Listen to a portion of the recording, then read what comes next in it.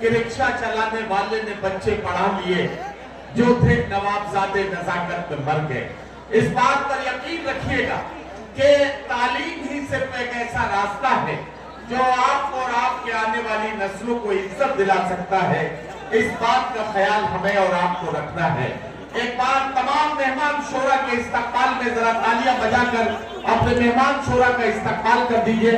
हजरत गुलजार शाह रहमतुल्लाह अलैह के उर्स मुबारक पर मुनक़िद होने वाला ये अजीम शान आलमी मुशायरा, चाहता ये हूँ कि मुशायरे को हिंदुस्तान की सरहदों के थोड़ा सा पार लेकर चला जाए, ताकि ये आलमी मुशायरा जो इंटरनेशनल मुशायरे के तौर पर इसकी पब्लिसिटी और इसका ऐलान किया गया था, तो उसके पहले शायर जो हिंदुस्तान से बाहर से तशरीफ लाए हैं।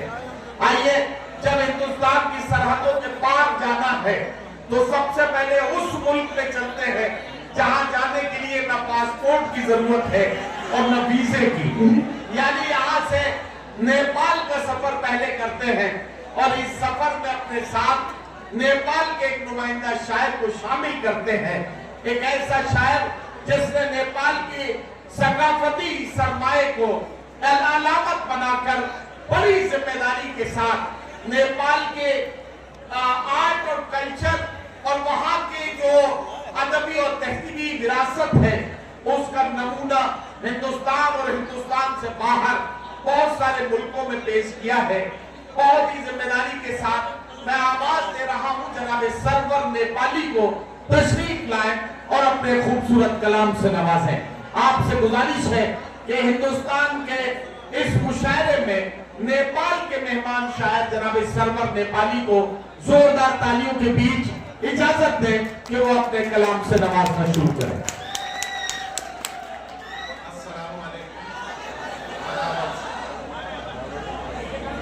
मुझे इस पाक सरजमीन पर पहली बार आने का मौका मिला और हजरत बाबा की दरगाह पर पहली बार हाजिरी हुई है। जनाब मेरा सेक्रेटरी जनाब सैयद हुसैन कादरी साहब और जनाब आदिल रशीद साहब के तवस्सुत से बड़ा खुशनसीब हूँ मैं।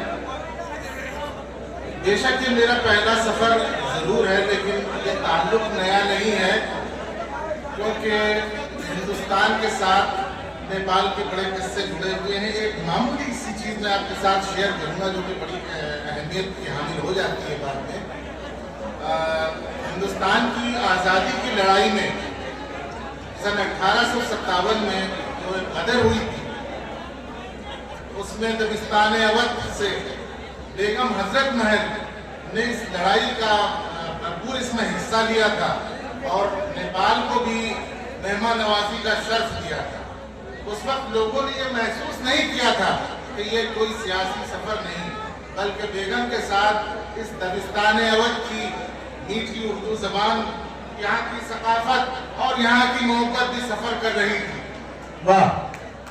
इस मोहब्बत के बीच बेगम ने पूरे मुल्क में फैलाए बेगम के साथ पूरी फौज थी, कहाँ कहाँ वो छूटती गई और खुद बेगम ने काठमांडू में अदब की महफिलें सजाई, 2500-30 साल तक मेहनत की और इसका नतीजा ये है नेपाल के लोगों ने भी बेगम की फैलाई हुई इन कोशिशों से उनकी आबियाई बहुत दिल से की और आज वही खुशबू लौट के फिर आपके बीच सरवर नेपाली की शक्ल में। अरे बाबा, बहुत बहुत शुक्रिया नाजिम साहब का और जी चंद अशार आपके सामने पेश कर रहा हूँ।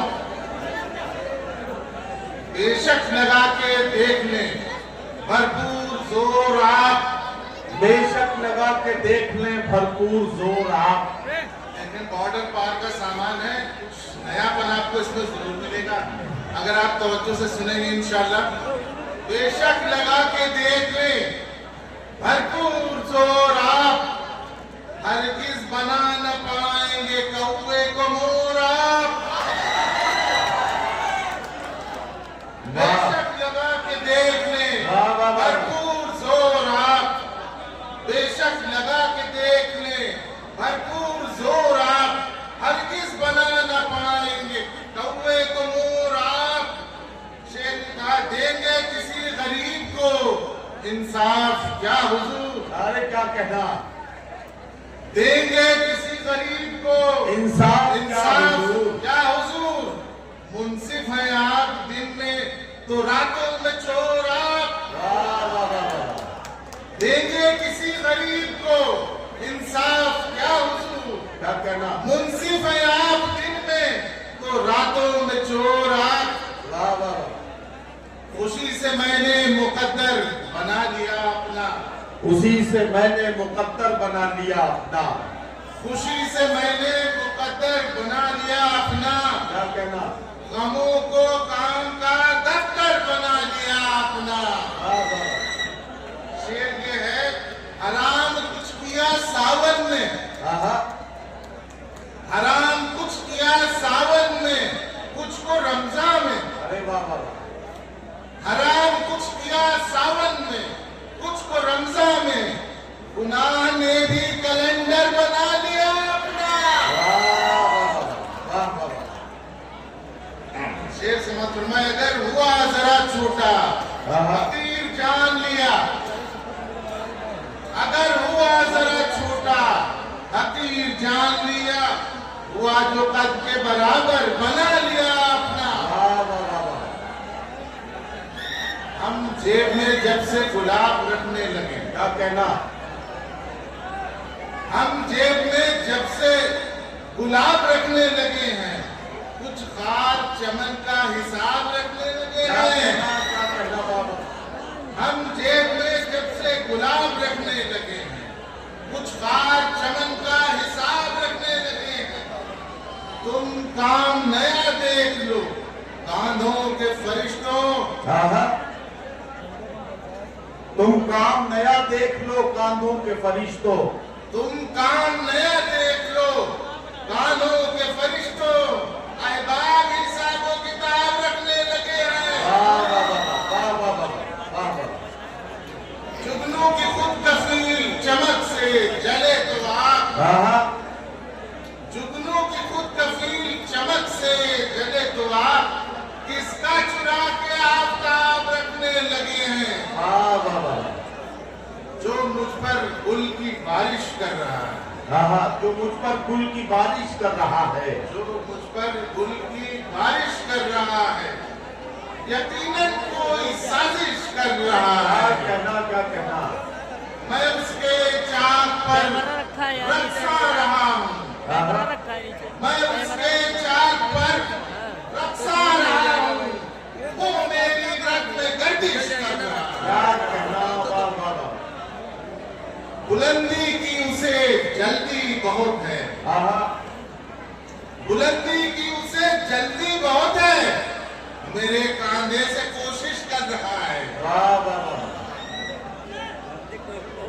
क्या कहना, बस एक आखिरी मतलब चंद शाह आपकी अहमद तमाम, हालांकि नशेमन को जलाने में नहीं था।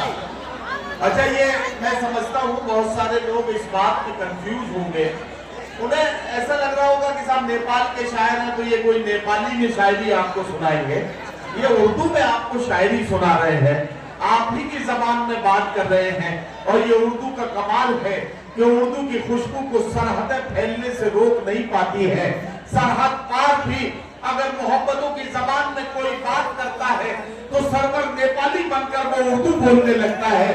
आपका फर्ज बनता है कि तालियों की गूंज में हमारे पड़ोसी मुल्क के इस नुमाइंदा शायर को मोहब्बतों के साथ ऐसे सुने कि ये जब अपने वतन वापस जाए तो इन्हें बिस्वा आने का ये सफर बहुत दिनों तक याद रहे। एक बार पूरा मजमा सरवर नेपाली को जोरदार तालियों से इस्तकबाल करके ये यकीन दिलाए कि आप मोहब्बतों के साथ उन्हें सुन रहे हैं। बहुत बहुत शुक्रिया कासिम साहब। मैं दोबारा से मतलब पेश करता हूँ। हालांकि नशेमन को सजाने में नहीं था, क्या कहना बाबा, हालांकि नशेमन को सजाने में नहीं था, लेकिन मैं कभी घर भी जलाने में नहीं था। अरे बाबा बाबा, जो आज इजारे की सनद बांट रहा अरे है, वाह, जो आज इजारे की सनद सनद बांट रहा है, है। वो शख्स कभी भी तो फंसाने अरे बाबा बाबा बाबा, जो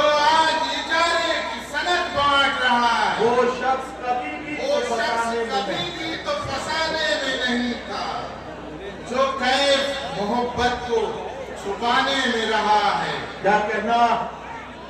जो कैफ मोहब्बत को छुपाने में रहा है, वो लुत्फ कभी प्यार जताने में नहीं था। देखो तो हमें इश्क के आंसू का चमकना। क्या कहना? देखो तो हमें इश्क के आंसू का चमकना। हीरा ये सिकंदर के खजाने में नहीं था। हज़रत गिरामी जनाब सरवर नेपाली